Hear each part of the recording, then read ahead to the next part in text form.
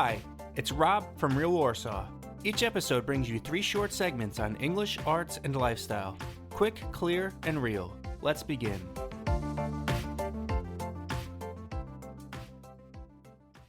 So welcome to the first episode. Hi, it's Rob from Real Warsaw. Since it's November right now, and I've noticed a lot of students getting sick lately, this feels like the perfect moment to talk about some really useful cold and flu vocabulary, such as common symptoms like congestion, a runny nose, and a stuffy nose, which just means a blocked nose. First, a quick clarification. In Poland, people often mix up the difference between a cold and the flu. A cold is usually mild. The symptoms are a runny nose, a sore throat, maybe a light cough, or even a low fever. But the flu is much stronger, with symptoms like a high fever, body aches, chills, and feeling completely wiped out. Sucks. So while a cold can be annoying, the flu means you're lying sick in bed. And here are a couple of useful phrases. When you start to feel the first signs of an illness coming, you can say, I think I'm coming down with something, or I'm feeling under the weather. And here's a quick pronunciation tip. Many people pronounce this word wrong. The word cough. It's not koof or kog. It's pronounced cough. The same vowel you have in off or coffee. And that's because in English, the GH ending in a word often becomes an F, like in cough, enough, and laugh. And here's a little bit more about coughs. A dry cough has no mucus, and a wet cough does.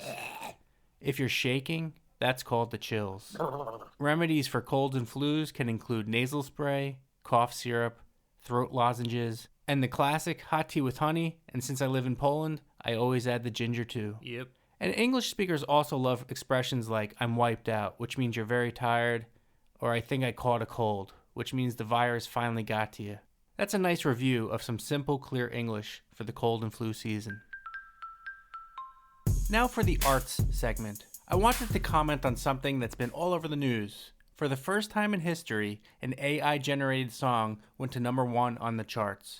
I'm a generic cowboy writing love songs to fake computer beats. Yeehaw, mama. People are making a huge deal about it, but honestly, I don't think it's that big a deal. Nope. The song sounds terrible, The song in this podcast was not real, by the way. and I really believe people will always want to hear real music made by real musicians. For sure. But here's the part that nobody's talking about. In the arts world, especially music, the conversation around AI usually focuses on fear. AI will replace artists. AI is taking over creativity, and so on. But I see something different happening. For years, a lot of incredibly talented analog musicians and artists have been at a disadvantage. They've had the creativity, they've had the emotion and the hands-on skill, but not the engineering background or the technical studio knowledge or the software skills that modern production demands. And suddenly, AI gives them a way to catch up. Musicians can now use AI to learn the technical things that used to feel impossible. Mixing, sound design, arranging, mastering, production workflows. All the annoying technical barriers that used to stop great artists from getting their ideas out, AI is lowering those barriers. So instead of thinking AI versus artists, I think we're entering a moment where artists can finally use technology to their advantage, not be replaced by it. AI isn't making bad musicians good.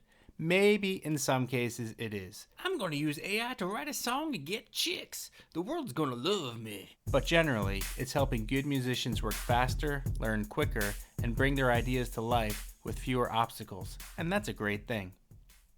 And now for the lifestyle segment. It's that time of year in Poland when it gets dark early, everything turns gray, and it gets colder every day. A lot of people feel their energy drop around now, myself included, and honestly, it's normal. But this season is actually the perfect time to shift my focus indoors.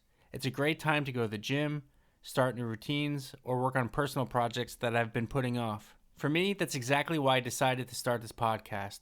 The colder months make it easier to slow down, focus, and build something new from home. So if you've been thinking about starting a habit, a skill, or even a creative project, this is a really good moment to begin.